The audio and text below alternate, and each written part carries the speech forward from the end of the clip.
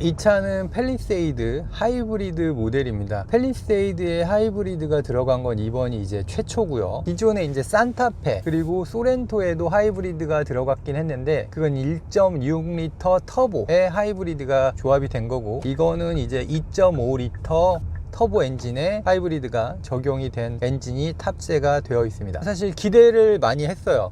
1.6 터보 하이브리드 같은 경우에는 실용성 그리고 이제 효율성 면에서는 좋은 모습을 보여줬지만, 이렇게 대형급을 끌기에는 조금 무리가 있다는 게 카니발 하이브리드에서 증명이 됐죠. 카니발 하이브리드 같은 경우가 조금 무겁다, 차가 이 하이브리드 시스템이 원활하게 작동이 잘 안 된다, 이런 의견이 많았어요. 차가 워낙 크기도 하고 무겁기도 하기 때문이겠죠. 근데 이거는 이제 2.5 하이브리드를 장착을 해 주었습니다. 우리나라가 지금 하이브리드가 굉장히 인기가 많기 때문에 그 수요에 따른 대응으로 보이고요. 실내 부분을 한번 살펴보면은 기존의 팰리세이드하고 가장 많이 달라진 점이 여기 계기판 부분이에요. 이 계기판 부분은 다른 현대차하고 차별성을 두면서 굉장히 잘했다는 생각이 들어요. 현대차 그리고 제네시스도 마찬가지로 계기판이 약간 위로 올라와 있거든요. 그래서 옆에서 이제 측광이 들어온다거나 빛이 세게 들어오면 잘 안 보일 때가 한 번씩 있었거든요. 근데 이거는 지금 밖에 볕이 엄청 강한데 여기 위쪽을 올려가지고 이 안으로 확 집어 넣으니까 시인성에 전혀 문제가 없어요. 그리고 정말 선명하게 보이고 시야에 잘 들어온다는 생각이 들어요. 또 한 가지, 현대도 마찬가지고 제네시스도 마찬가지고, 제가 이제 가솔린 때도 얘기를 해드렸는데 다 똑같이 만들어 버리니까 차별성이 없다, 이런 말씀을 드렸었는데, 얘는 이렇게 디자인을 좀 다르게 해주니까 팰리세이드만의 특별함? 이런 게 좀 느껴지는 것 같아서 이 부분을 올리고 이 안으로 쑥 집어넣은 이 계기판하고 내비게이션 창, 이 디자인은 이 팰리세이드의 실내 부분에서 가장 잘한 부분이 아닌가 하는 생각을 해봅니다. 그 다음에 여기 보시면 공조장치 컨트롤러가 있는데, 이게 아무래도 대형급 SUV고 이 차를 이제 구매하는 사람들의 연령층이 꽤 있어요. 그러다 보니까 여기가 이제 다 물리 버튼으로 되어 있어요. 물리 버튼 이제 직관적으로 눌러서 바로바로 쓸 수 있다는 점 좋죠. 편리합니다. 물론 약간 투박해 보인다. 요즘 터치 스크린으로 해가지고 이렇게 터치하는 방식으로 많이 쓰는데, 요거는 이제 그 트렌드에는 조금 안 맞긴 하는데 그래도 사용감 면에 있어서는 굉장히 편리하게 잘 설정이 되어 있습니다. 여기 밑에 보시면 이제 공조장치 컨트롤러가 또 있는데, 요거는 이제 다이얼만 물리적으로 돌릴 수 있게 되어 있고 나머지는 이제 터치 스크린에다 기존의 방식을 똑같이 배열하는 방식으로 되어 있습니다. 그래서 현대차, 기아차 좀 이용해 보신 분들이라면 쉽게 적응할 수 있는 그런 부분입니다. 지금 이제 서서히 주행을 해보고 있는데, 하이브리드 차를 타다 보면은 한 번씩 이질감이 느껴질 때가 있어요. 언제 그러냐면 확 밟아버리면 요것도 마찬가지 약간 그런 게 있는데, 산타페 하이브리드를 시승하면서도 느꼈던 거는 저속으로 가다가 확 이렇게 밟아버리면 움찔하면서 나가는 이런 현상이 나타나거든요. 근데 이거는 하이브리드 차들의 특징이라고 봐야 될 것 같아요. 왜냐면 그 하이브리드 시스템하고 일반 가솔린 엔진하고 두 개가 힘을 조합해서 내기 때문에 그 연결되는 부분에 있어서 갑작스럽게 힘을 가하면 울컥하면서 이제 붙을 때 좀 울렁하는 그런 느낌이 있습니다. 그거는 하이브리드 차의 특성으로 봐주시면 좋을 것 같아요.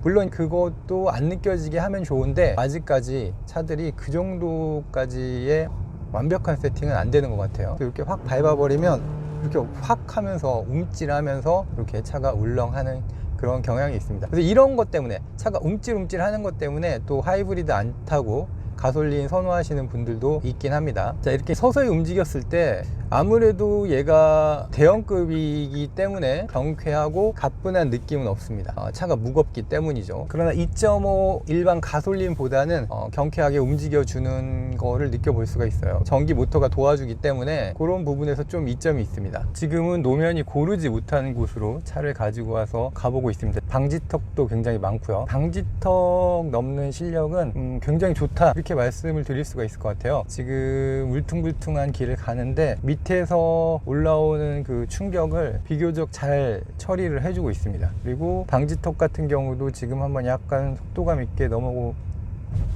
왔는데도 꽤 잘 충격 처리를 해주고 있습니다. 이 저속 구간에서의 승차감이라는 거는 세팅을 잘했다, 이런 생각이 들어요. 이게 아무래도 가족을 태우고 운행하는 거를 상정하고 세팅을 했을 거기 때문에 서스펜션을 세게 묶어버리면 뒷자리 승객이 느껴지는 피로도가 높아지거든요. 근데 이 차 같은 경우에는 다인승 환경을 고려해서 만든 차기 때문에 좀 부드럽게, 그리고 맨 마지막 3열의 승객까지도 편안하게 갈 수 있게 세팅을 했다라는 생각이 들어요. 특히나 이제 도심 구간에서 혹은 조금 노면이 고르지 못한 구간에서 천천히 갈 때 요 승차감은 좋은 점수를 줄 수 있겠다 라는 생각이 들어요. 지금부터는 조금 가속을 해볼게요. 지금 살짝 밟아보고 있는데, 이 하이브리드 시스템이라는 게 엔진하고 전기 모터를 잇는 거기 때문에 아무래도 약간의 이질감이라는 거는 가솔린이나 일반적인 디젤 엔진 대비 조금 있을 수밖에 없습니다. 그거는 물리적으로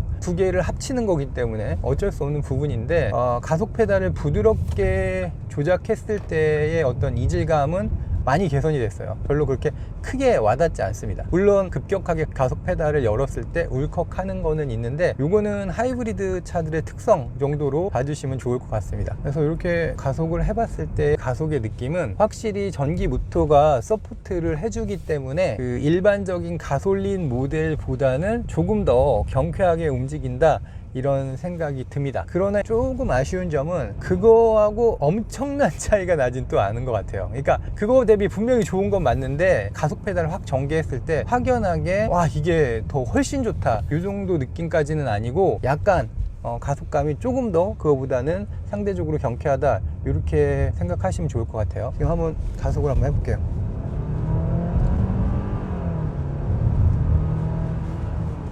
풀가속을 한번 해봤는데, 풀가속을 했을 때의 느낌은 막 엄청 폭발적이다 이런 느낌은 들진 않아요. 왜냐면 모터가 서포트를 해준다고 해도 워낙 차가 크고 무겁기 때문에 힘이라는 측면에 있어서 폭발적이다, 굉장히 잘 나간다, 이런 느낌은 안 들고요. 무난하다, 이 정도로 봐주시면 좋을 것 같아요. 그 3.5 터보 같은 경우는 GB80 같은 경우도 그렇고 GV70 같은 경우도 그렇고, 확 가속을 해주면 후반에서 토크랑 마력이 터지면서 굉장한 폭발력을 보여주는데, 얘는 이제 그 정도까지는 안 된다 라고 봐주시면 됩니다. 그래서 이 차는 연비 생각하면서 힘도 어느 정도 가져가면서 부드럽게 타려고 하시는 분들에게 적합한 차라는 생각이 들어요. 연비도 아무래도 하이브리드이기 때문에 가솔린보다는 괜찮고요. 모터가 서포트를 해주기 때문에 일반적으로 운행했을 때는 조금 더 부드러운 가속감을 보여줍니다. 그리고 지금 계속 승차감을 느껴보고 있는데, 확실히 승차감은 되게 좋아요. 중속에서도 뭐 70, 80km에서도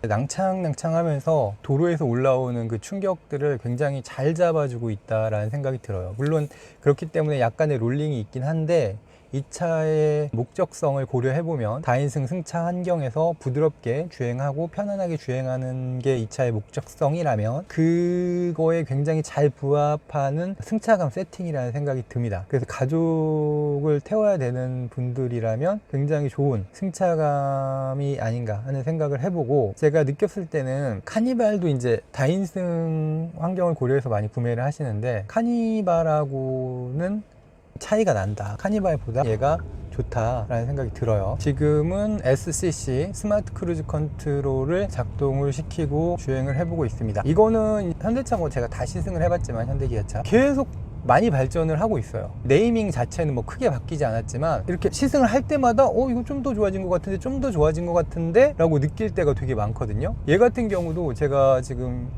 계속 운행을 스마트 크루즈 컨트롤 켜고 해보고 있는데, 이 스티어링을 돌려주는 느낌이라든가 앞차하고의 간격을 조절하는 능력, 지금 같은 경우도 스티어링을 미세하게 조절하면서 멈춰주는데 제가 한 것보다 더 잘하는 것 같아요. 더 부드럽게 굉장히 스무스하게 차를 제어를 해줍니다. 물론 이제 돌발 상황에서는 얘가 민첩하게 대처하지 못하는 경우가 있거든요. 그러니까 그런 거는 물론 주의를 해야 되는데, 이렇게 일반적으로 부드럽게 주행할 때 앞차를 따라가면서 속도를 조절하고 스티어링 휠을 중앙으로 맞춰주는 이 능력은 상당히 우수하다라는 생각을 해봅니다. 한번 다시 테스트를 해볼게요. 지금 몸에 힘이 아예 안 들어가게 정말 부드럽게 이렇게 멈춰줍니다. 지금도 서서히 가서 서서히, 이런 거는 현대차가 굉장히 많이 노력을 하고 있다, 이런 생각이 들어요. 지금 이제 약간 외곽으로 나와서 한번 주행을 해보고 있는데요. 외곽 도로에서, 뻗은 도로에서 가속을